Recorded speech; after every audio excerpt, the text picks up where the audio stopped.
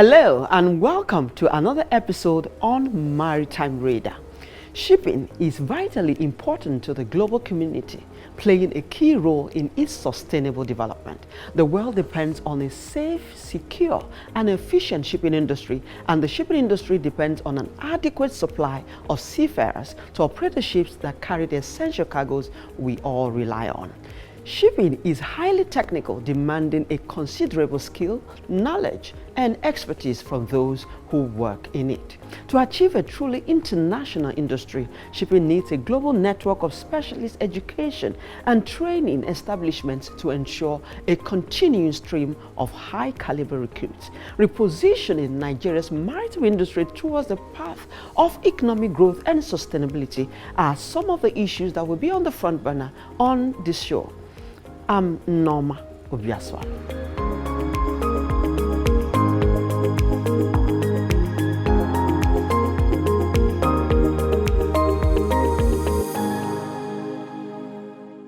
Maritime education and training must be of high and consistent quality throughout the world. They must be skills and competence-based with the utilization of the latest technology. Maritime education and training should not be for only seafarers, as it needs a broader coverage. Naval architecture, marine engineering, marine law, and many other fields all require specialist training. To achieve a sustainable development in the nation's maritime industry, training, education, and mentorship must be given its rightful place. But before we go further into today's lineup on the program, let's find out the latest in maritime news.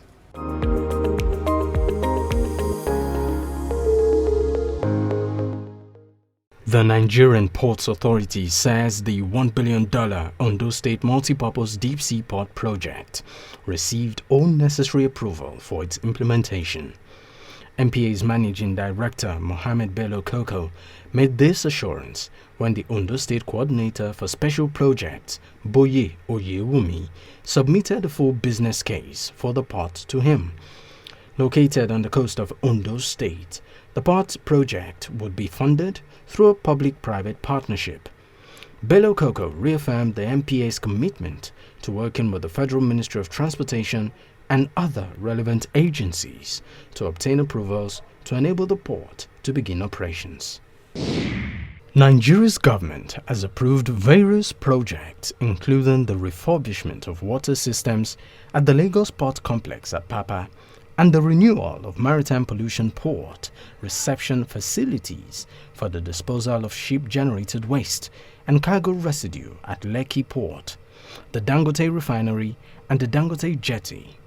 Minister of Transportation Muazu Zambo noted that the Apapa project would include a refurbished, operational and transfer model estimated at 5.04 billion naira.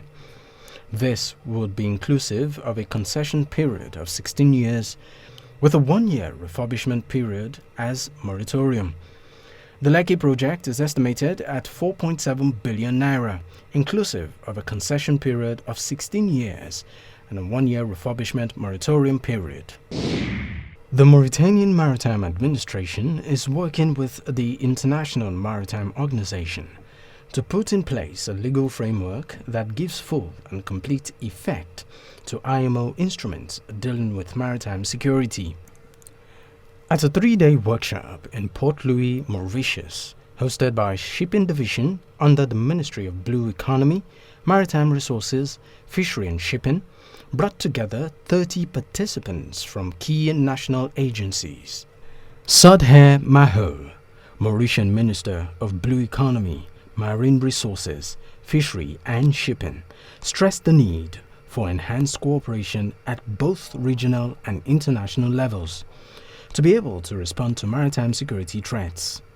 The workshop focused on flag, port and coastal state obligations, as well as familiarity with the content of the IMO circular on guidance for the development of national maritime security legislation. The first quarter of 2023 saw a decline in seafarers' happiness levels, as reported by the latest Seafarers' Happiness Index published by the Mission of Seafarers. The study captured sentiments across a broad range of welfare issues and revealed a dip in overall happiness from 7.69 to 7.1 out of 10 compared to Q4 2022. The survey found that seafarer satisfaction levels fell in 9 out of 10 surveyed areas. Key concerns included shore leave access, sign-on and sign-off procedures, inadequate food provisions, bureaucratic paperwork, ineffective leadership, and social isolation. Furthermore, disparities in health and well-being programs, dental care access, mental health support, career development opportunities were also reported. Despite the decline, seafarers acknowledged the importance of positive onboard interactions for their well-being and job satisfaction. Secretary General of the Mission to Seafarers, Reverend Canon Andrew Wright, said the decline in the satisfaction of seafarers following steady improvements throughout 2022 illustrates the importance of maintaining momentum on seafarers' welfare and addressing challenges collaboratively.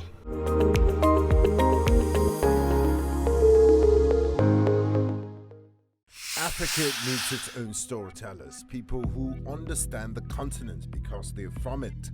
People who know that news is more than just a conversation starter, it's our stories. Because these stories run deeper than headlines and segments. It's about digging deeper to get the facts and telling the human side of every single story, not just the echoes from foreign headlines and perspectives. It's time to take back our narratives and share them in our voices. The birth of Africa's New Age reporting, and this is where it begins, right here at News Central TV, with stories that put Africa first.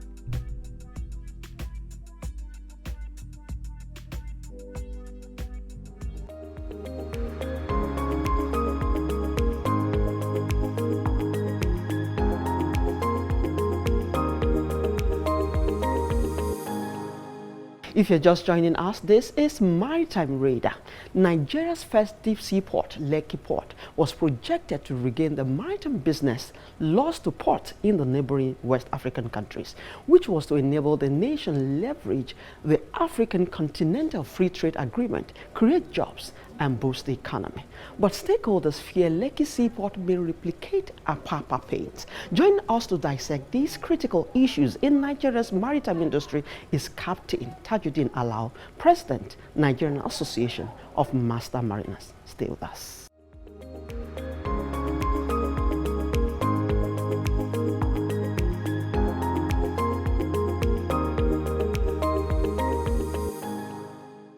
It's good to have you on the show.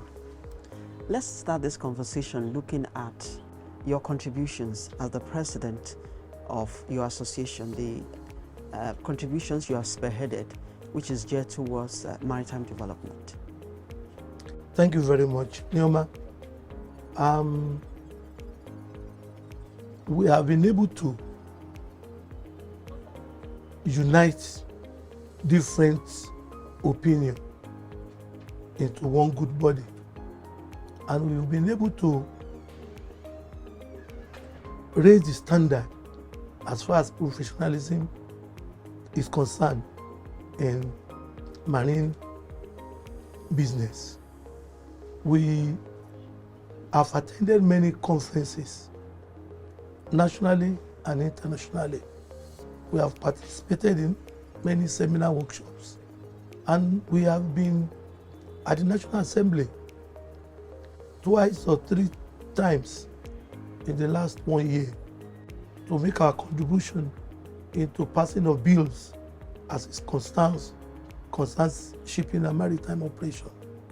I think, and we have done in the area of mentorship and guidance for the upcoming mariners. I think we have tried big achievement. With the losses in the industry, talking about the death of Otumba Kunle-Folarin and now Madam Margaret Orakusi, it becomes imperative that mentorship should be on the front burner. How do you think this can be achieved going forward? Thank you. Permit me to say 1 second silence for the loss of Lady Mrs. Princess Nneoma Orakusi and our late Guru Otumba Kunle Folare. People like them, they put in over 4-5 decades, especially Otumba Folare, and they make so much sacrifice with their own money in order to contribute, in order to be present when issues that matter is being discussed. Even internationally, Margaret Orakusi, may her soul rest in perfect peace, even travel abroad for international conference on fishing and fishing trawlers, not government sponsored. So we need people like that. And when I look left and right, you can count them, how many people around that will use that not for their personal gain, but for the industry to express that fashion. Not many people that are selfless around anymore. So we are the one. Captain Ademo also is left. The Admiral Hindu Busikanu also left us. Captain Ejemba, in fact, Captain Ogu. These were men, fine men. The chief of naval staff, Rear Admiral Mike Igbe, they were in the front runners when it comes to merchant marine, rating the standard and asking for the right position by the government, recognition by the government that you must listen to these practitioners. So people like that, they are few. Otumba Sarumi is still alive, is still around. Captain Olugbode is still around. Captain Olukotun is still around. The GM. So, but what are these people doing to ensure mentorship for the younger people to take over from them? Well, we are the younger people. We are the next generation to them. And that's why I'm here now, to keep the flag flying. So that when they are seeing us from there, they are happy that the vision they had is not, they've set their standard, they pay their dues. So if people, they are 70-something, 80-something, you could not. There's this fear that Lekki Seaport may replicate the Apapa pains with the issue of infrastructure and evacuation. What do you think should be done to arrest these concerns? First of all, there must be meeting of minds, calling of planners. I'm a transport planner, by the way, aside being a master mariner, to say, look, there is danger. The community, masses, people are moving that axis. At the same time, we have that. So I believe there must be alternative routes, and also the fact that Lekki Seaport is not supposed to be run like other ports. It's supposed to be an entry port for Nigerian goods, where when goods are discharged there, they are moved by sea to other parts of Nigeria, to Apapa, Tinkan, to Warri, to Port Harcourt. That was the design. But in view of the recent development, additional infrastructure must be put in place, because they never considered rail evacuation, and it was the road that built before that are being strengthened. So they need to stop movement of people from settling in sensitive areas, and also create alternative routes. But why should we have these concerns? Haven't seen what is happening in Apapa. Why should we not be able to curb this thing? Is it that we don't have visionary leaders, or we don't have those who understand this? They do. So what exactly is the problem? The original concept is not what people, it's not for trucks to move to Lekki to evacuate. Okay. That wasn't the concept. But we are now seeing trucks, because of the problem of Apapa, moving that way. Why so? You will not. So let us take care of Apapa, and therefore there will be no need for them to move there to that axis. Any available space, trucks will take advantage to park. You understand? Because the rails are not moving the cargo, the pipeline, they are not moving the products. So what should we be doing now about it to arrest these concerns before it becomes... The concern is, let us solve the problem of Apapa, create parking space, which the truck union do not want government to control. The government must exert their authority. There are areas in Igomu, areas in Foster that were created before that could take all these trucks. But the union want where they can control. They don't want to listen to government. That's the basis of that crisis. So that we won't have that problem. No preparation is made for Lekki, and any intervention made parking area is just intervention. It will not be a permanent solution. Creating alternative routes will be a permanent solution. And if they do it in 2 years, they will achieve it. Still on the issue of the Lekki deep sea port, but that will be after this short break. Please stay with us.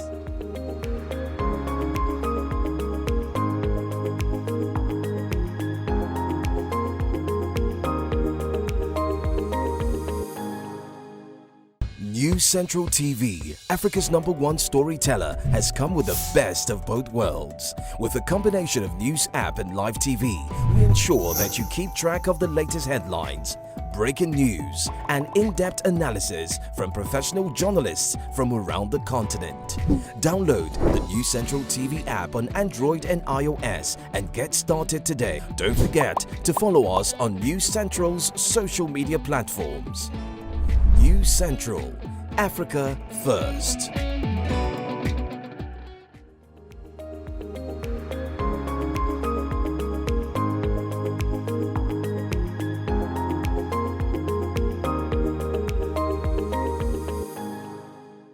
If you are just joining us, this is Maritime Radar, and I have with me Captain Tajudeen Alao.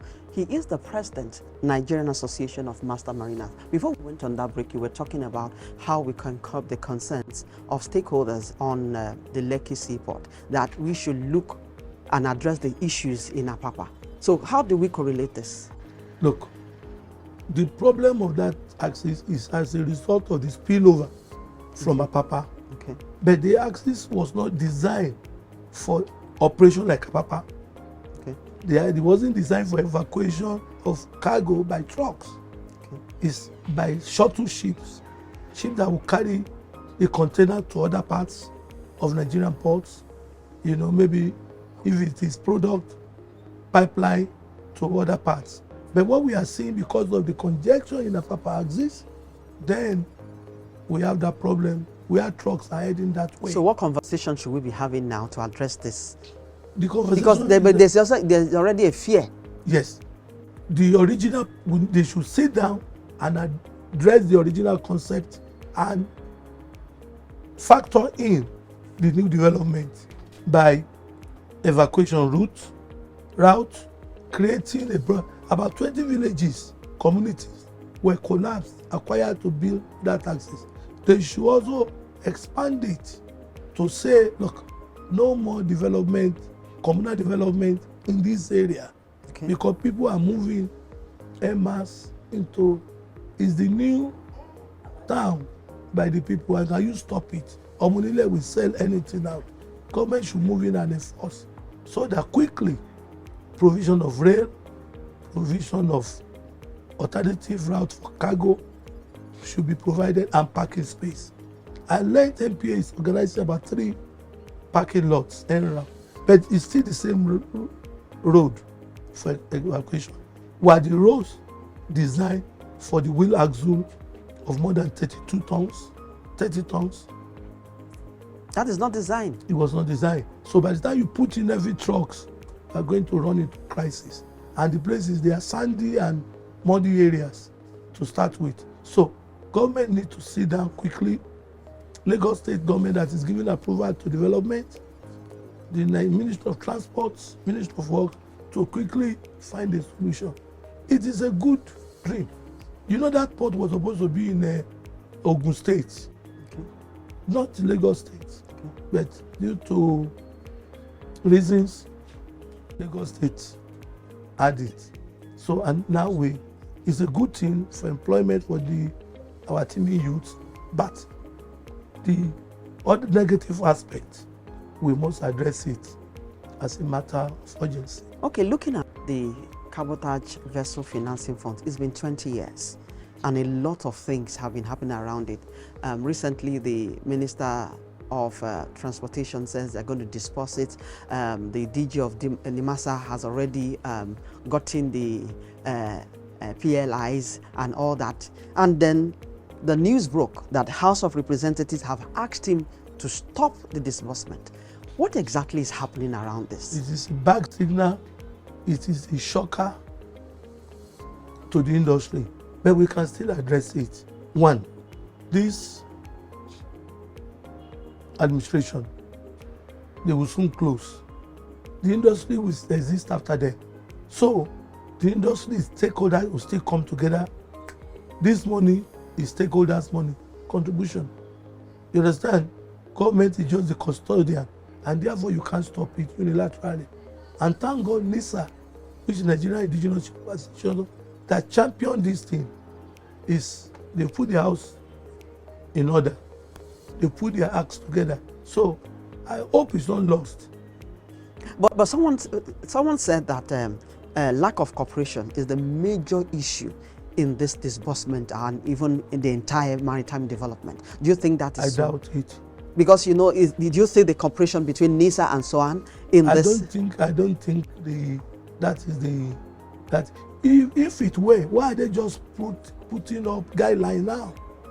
What could Swan and NISA do? What do they could only lobby, be a pressure group?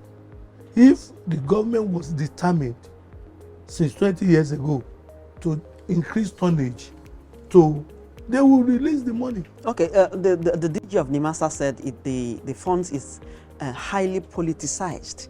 Do you think that is responsible for the stoppage by the reps? I do not know what is going on the ground, but what I know and what I expect is that we should be transparent. This is democracy. We should be transparent.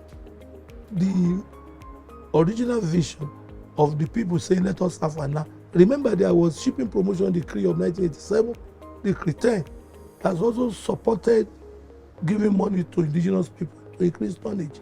So we now follow that area of strength, the coastal waters.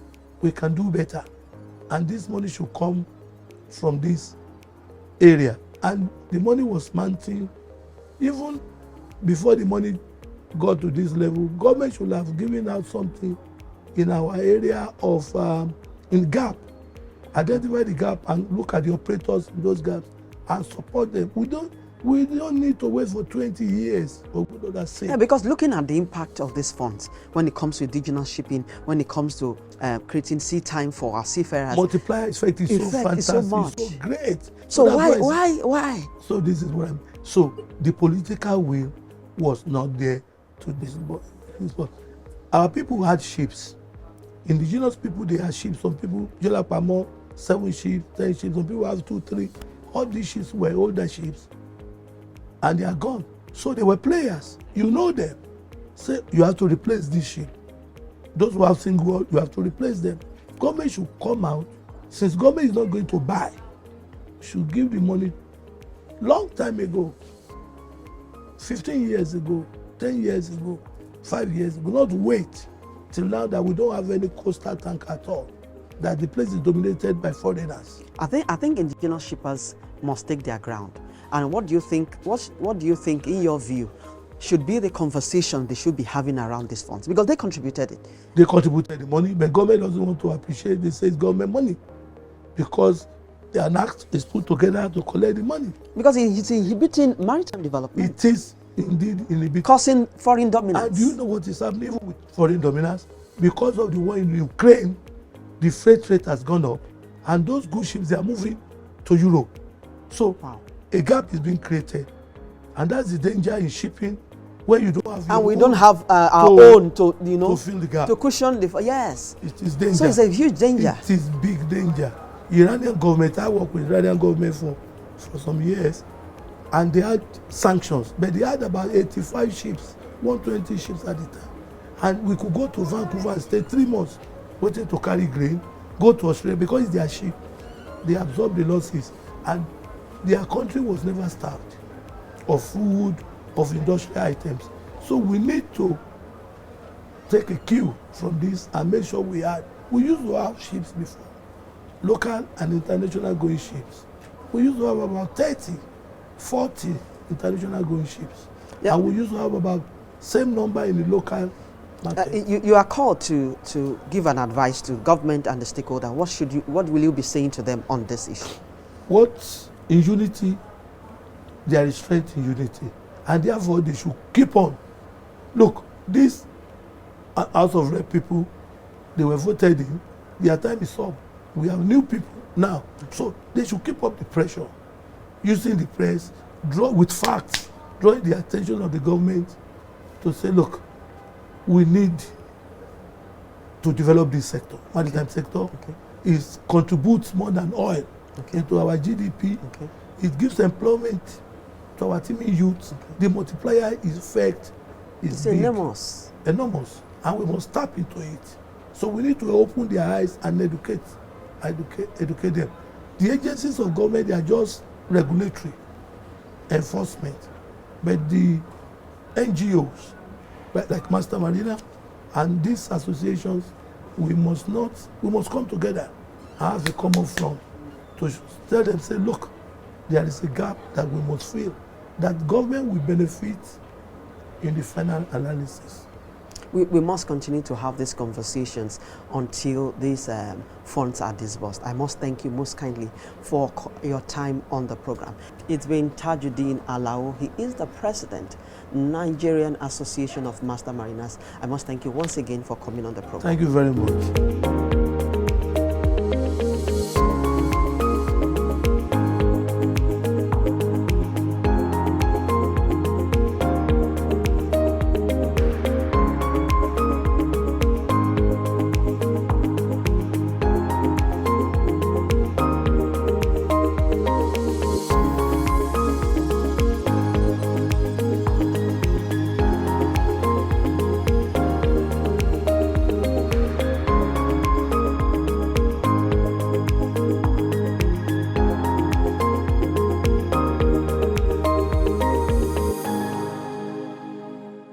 And that's where we draw the curtain on this week's edition. I hope you enjoyed it. I did. Every week, join us on Maritime Radar as we explore factors that will ensure the development of the maritime sector in Africa. You can also expect the latest in local and global maritime news, industry insights right here. I'm Nneoma Obi-Asualo. Many thanks for your time.